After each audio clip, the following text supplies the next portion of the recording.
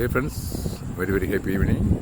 பாருங்களேன், ஒரு மைனா ஒன்று உட்காந்துருக்கு பாருங்கள் எங்கள் மாடி தோட்டத்தில். சவுண்டு கொடுக்குது பாரு, அவனுடைய பேரை கூப்பிடுது சவுண்டு கொடுத்து. எஸ் ஃப்ரெண்ட்ஸ், இப்போ நம்ம மாடி தோட்டத்துக்கு வந்துருக்கோம் ஃப்ரெண்ட்ஸ். மாடி தோட்டத்தில் மாலையில் ஒரு பூக்கள் பறிக்கிறது நண்பர்களே. நம்ம எனக்கு காலைல பறிச்சிட்டோம், மாலையிலையும் பறித்தோம்னா முட்டா கிடைக்கும் நமக்கு எங்களுக்கு. இதை பாருங்கள், எம்எஸ்எஸ் பறிச்சிட்ருக்காப்புல இங்கே மாடி தோட்டத்தில். முல்லைப்பூ பறிச்சிட்ருக்காப்புல. ஆமாம், நானும் இந்த பறிக்க போகிறேன். இந்த கையில் இருக்க கண்டெய்னர் வச்சுருக்காப்புல. பொண்ணு யார் பொண்ணு? சரி, நானும் இங்கே வச்சுட்டு நண்பர்களே, இதை இங்கே கண்டெய்னர் இங்கே வச்சுட்டு நானும் பறிக்கிறேன். இதை இங்கே வச்சுட்டு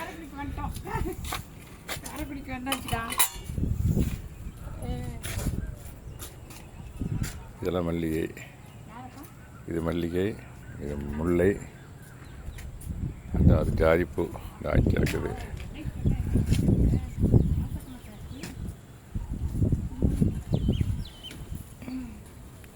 மொட்டுக்கள் விட்டோம்னாக்க நாளைக்கு வந்து மறந்துடும்.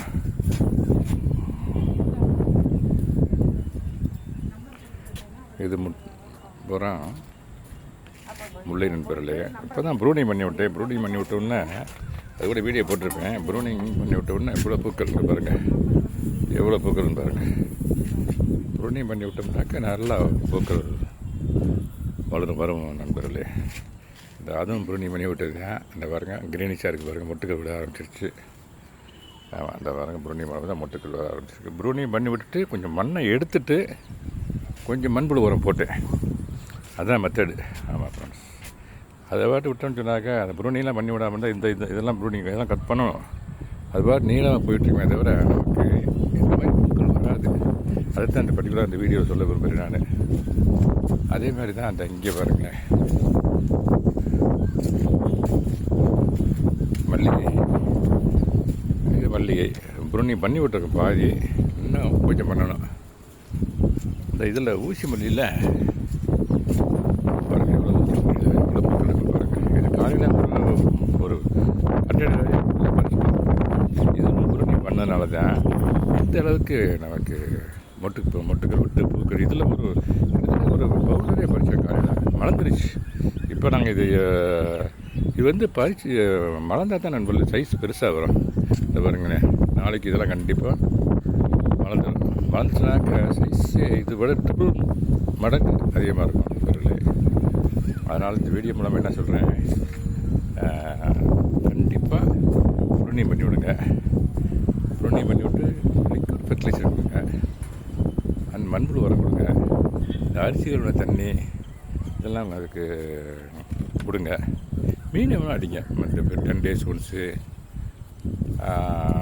மந்த்லி ட்வைஸ் த்ரைஸ் இது மாதிரி கொடுங்க. மீன் எப்படி தயார் பண்ண நான் ஒரு வீடியோ கொடுத்துருக்கேன். அதே மாதிரி எப்படி எந்த அளவுக்கு மீன் மீனும் மிக்சிங் ரேஷியோ கூட சொல்லியிருக்கேன். 10 ml 1 லிட்டர் தண்ணியில் நம்ம மிக்ஸ் பண்ணி லிக்விட் ஸ்ப்ரேயும் பண்ணலாம் ஃப்ரெண்ட்ஸ். அடியோரமாகவும் கொடுக்கலாம். அதான் method of giving the liquid fertilizers in all plants.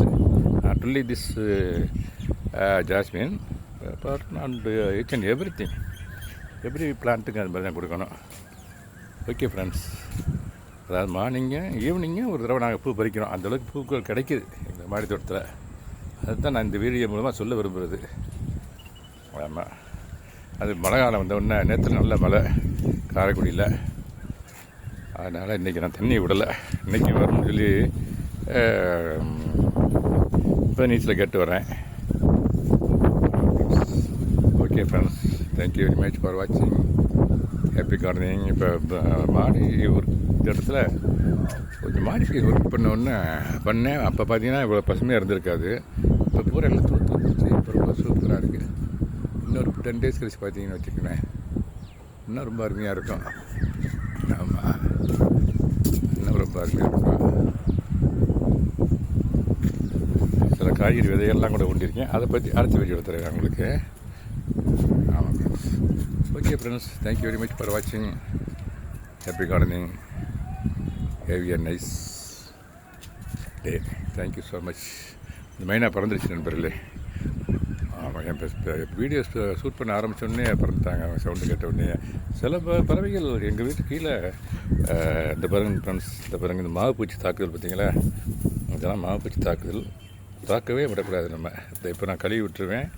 கழுவி விட்டுட்டு இதுக்கு லிக்விட் ஃபெர்டிலைசர் கொடுப்பேன்.